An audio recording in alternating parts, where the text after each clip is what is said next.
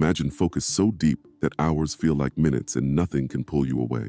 The same three techniques appear in every Eastern tradition, from samurai to Shaolin. Practices I found repeated across 200 plus videos and unified into what I call Senshin-do.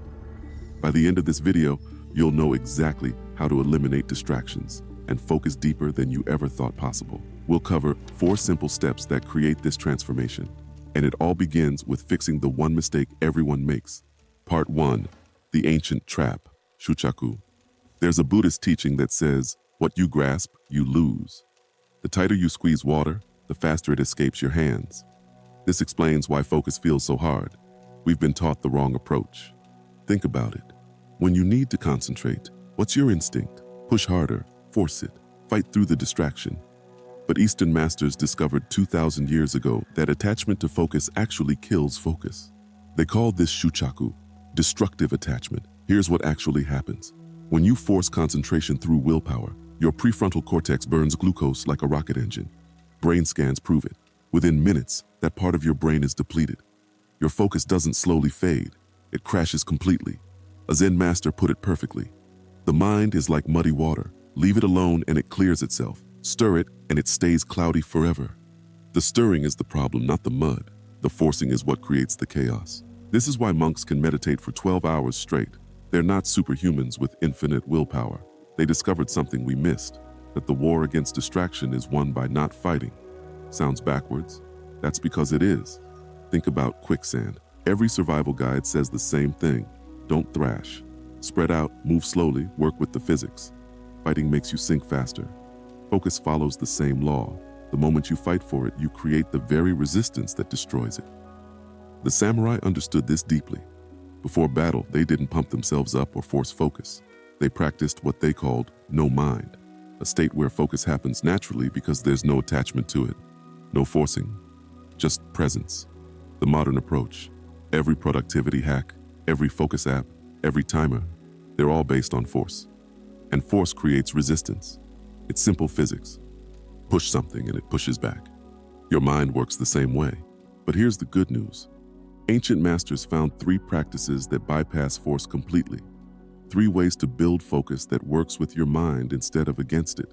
The first practice seems too simple to work, but that's exactly why it does. First practice, the fixed point.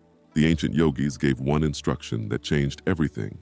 Fix your mind on one object like an arrow on its target. Not 10 things, not 5 things, one thing. They called this dharana, the practice of holding one point. Here's why this works where forcing fails. Your mind is like a monkey jumping between branches. You can't stop it from jumping. That's its nature. But you can give it one branch to return to, one home base. This is your anchor. Miyamoto Musashi, who never lost a duel in 60 fights, would stare at the tip of his sword for hours. Just the tip. Nothing else existed. He said this practice made his mind like the tip of the sword, able to cut through anything. In battle, this focus meant life or death. One scattered thought, and you're dead. Buddhist monks use different anchors. Some count breaths. Some repeat sacred words. Some stare at candle flames. But the principle never changes. One point, total commitment. Like a mountain that doesn't move no matter how hard the wind blows. A samurai teacher explained it like this. In battle, the warrior who looks at everything sees nothing. The warrior who looks at one thing sees everything. Your attention is the same. Spread thin, it's useless. Concentrated on one point, it becomes a weapon. Here's what happens in your brain. When you hold one point of focus, your default mode network, the part that creates mental chatter, actually quiets down. Brain scans show activity shifting from scattered regions to one concentrated area. You're literally rewiring from chaos to clarity. The key isn't what you focus on, it's the practice of returning. Every time your mind drifts and you bring it back to your chosen point, you build mental muscle. Like a swordsman practicing the same cut 10,000 times until it's perfect. Pick your anchor based on your life. If you work with your hands, make one specific movement your focus point. If you write, choose one word to return to between thoughts. If you're in sales, pick one phrase that centers you before each call. The master's principle applied to your battlefield. But here's what the ancient texts warn about. One pointed focus alone becomes rigid, like a sword that's hard but brittle, strong until it shatters. Samurai discovered this in battle. Perfect focus would break the moment something unexpected happened. That's why they developed the second practice, something that keeps focus strong but flexible. Second practice, the deep flow. There's a Zen saying, be like water, present everywhere, attached nowhere. This is the difference between amateur focus and master focus. One is rigid, the other flows. Think about the last time you performed perfectly without trying. Maybe playing a sport, maybe in conversation, maybe at work. Everything clicked. Time disappeared. You weren't forcing anything. You were flowing. That's what the masters called Chanding, meditative absorption. You felt this before. Remember a time when you were so absorbed in something that you looked up and hours had passed? That wasn't you forcing focus. That was your mind naturally entering flow state. The masters just learned to access it on command. Look at any elite boxer. The stiff fighter gets knocked out. The one who flows like water, untouchable. Ali called it float like a butterfly. Bruce Lee said, be water. They discovered what ancient warriors knew. Rigidity is death, flow is power. Here's the paradox most people miss. There are two types of focus. Forced focus, what beginners use. It works for maybe an hour before burning out. Then there's earned focus, what masters develop. It comes after you've practiced forced focus enough times that your mind learns to flow naturally. A samurai master explained it like this. The young warrior grips his sword so tight his hand shakes. The master holds it like a bird, firm enough it won't escape, loose enough it stays alive. Same with your concentration. Death grip it and it dies. Hold it lightly and it serves you forever. Think about driving. Remember when you first learned? White knuckles, rigid focus, exhausted after 20 minutes. Now, you can drive for hours in perfect focus without effort. You're not attached to focusing, you're just present. That's the transition from force to flow. This applies to everything in your life. That presentation at work, stop death gripping every word. That difficult conversation, stop forcing every response. The tighter you hold, the worse you perform. The masters knew. Performance comes from presence, not pressure. The difference between holding focus and being held by focus is everything. When you hold focus, you control it. When focus holds you, you're trapped. One is freedom, the other is prison. Most people are prisoners to their own concentration. Watch a master craftsman work, a sword maker at his forge. Hours pass like minutes. He's not forcing focus, he's merged with the task. This isn't the tight concentration of a student.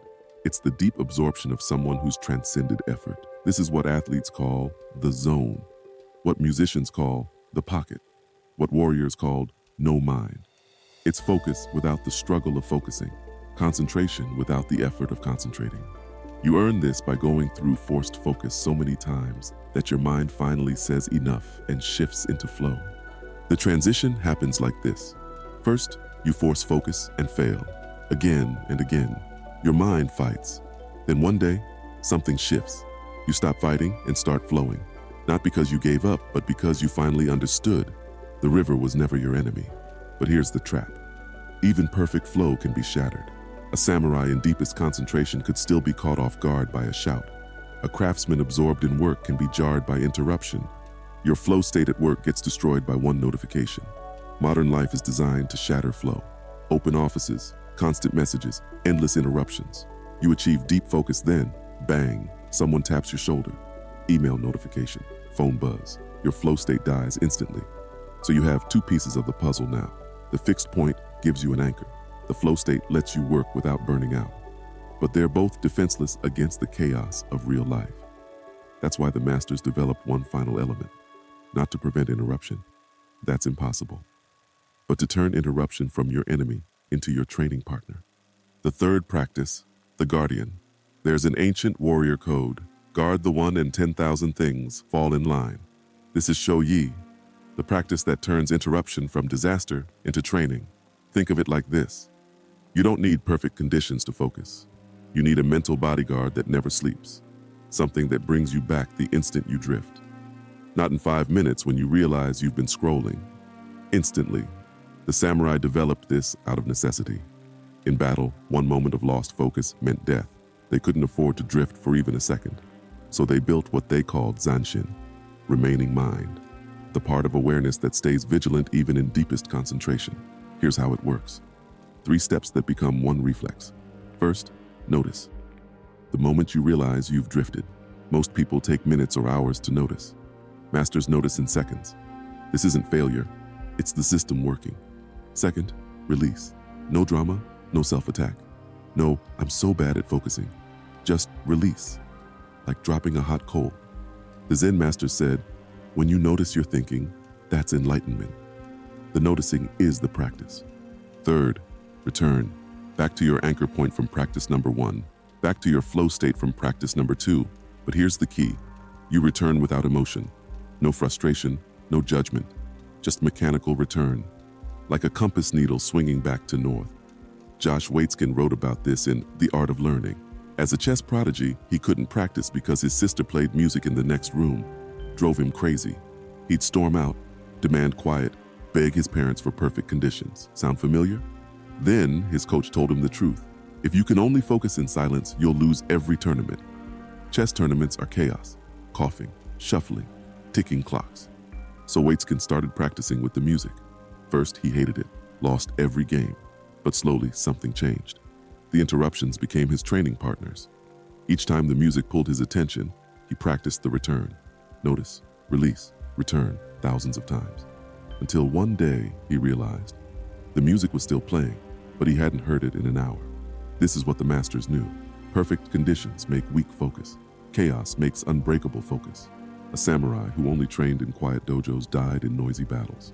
One who trained in chaos survived anything. This is different from modern productivity advice that says eliminate all distractions. That's fantasy. Your coworker will interrupt. Your phone will buzz. Your mind will wander. The masters knew. You don't eliminate interruption. You master the return. Think about your daily reality. You're deep in work when someone calls your name. Most people need 5 minutes to get back to focus. With Shou Yi, it's 5 seconds. Notice the interruption, handle it if needed, return to depth. No emotional charge, no wasted energy. The ancient texts describe this like waves hitting a cliff. The cliff doesn't fight the waves, doesn't get angry at them, just stands solid while they crash and recede. Your focus becomes that cliff. Interruptions hit and fall away while you remain. Here's what makes this powerful. It becomes automatic. At first, you consciously practice notice, release, return, hundreds of times daily. Then something shifts. Your mind starts doing it without you, like breathing, like blinking. The guardian activates itself.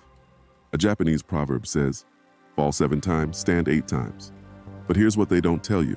The standing gets faster each time. First time takes minutes.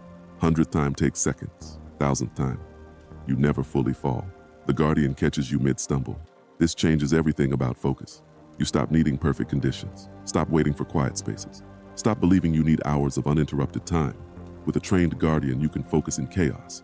3 seconds to depth, every time. So now you have all 3 elements. The fixed point gives you an anchor. The flow state lets you sustain without burning out. The guardian brings you back instantly when you drift. But here's what the masters discovered. These aren't 3 separate practices.